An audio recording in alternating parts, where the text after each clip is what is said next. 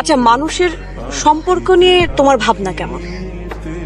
মানুষের সঙ্গে মানুষের, না একটা ছেলের সঙ্গে একটা মেয়ে? ছেলে এবং মেয়ে, মানে প্রেমের। পাওলো কোয়েলহো বলেছেন, love is the force that transforms and improves the soul of the world. ভালোবাসা পৃথিবীর আত্মাকে বদলে দেয়। এত মানুষের কথা কোট করো কেন? তোমার নিজের কোনো ভাবনা নেই? ভালোবাসার সব কথা মানুষ আগেই বলে ফেলছে, আমার নতুন করে আর বলার কিছু নেই। তাই এই কাজটাই তোমাকে দিব বলে ভাবলাম। কি কাজ? দেখো, মানুষ মানুষ কখনোই মানুষকে ভালোবাসতে পারবে না, কারণ মানুষ কেবলমাত্র তার নিজেকে ভালোবাসে। তাহলে প্রেম ভালোবাসা কি মিথ্যে? আসলে it's an art for living. মানুষ কখনোই প্রেমে পড়ে না, প্রেমের ধারণাটাকে ভালোবাসে। সেজন্যই তো প্রেম নিয়ে এত গান, এত কবিতা। সাদামাটা লৌকিক প্রেম আমাকে টানে না। প্রেম হবে ছবির মতো, কবিতার মতো অলৌকিক। পেতে ইচ্ছে করবে, কিন্তু ছুঁয়ে দেখা যাবে। তোমার কথা বোঝার ক্ষমতা আমার নেই।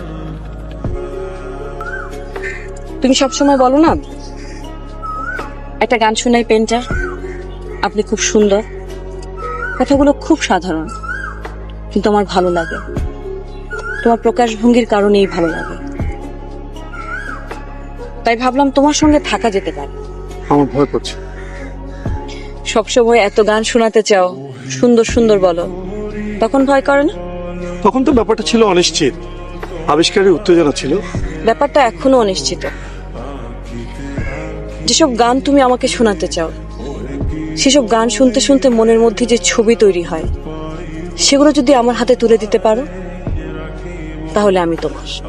কিভাবে সম্ভব? সম্ভব। প্রেম আসলে আছে, কিন্তু অনেক গভীর, অনেক বেশি অধরা। তুমি যেটাকে প্রেম মনে করো, সেটা সহজে পেয়ে যাওয়া বসবাসের চুক্তি ছাড়া আর কিচ্ছু না।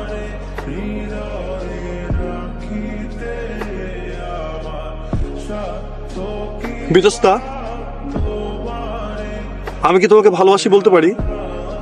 বলতে ইচ্ছে করলে বলো। তোমার সাথে কি আমার প্রেম? তোমার ভাবতে ভালো লাগলে ভাবো। আমার চাই গানের ছবি। আবার দেখা হবে? হবে তো। মাঝে মাঝে তব দেখা পাই।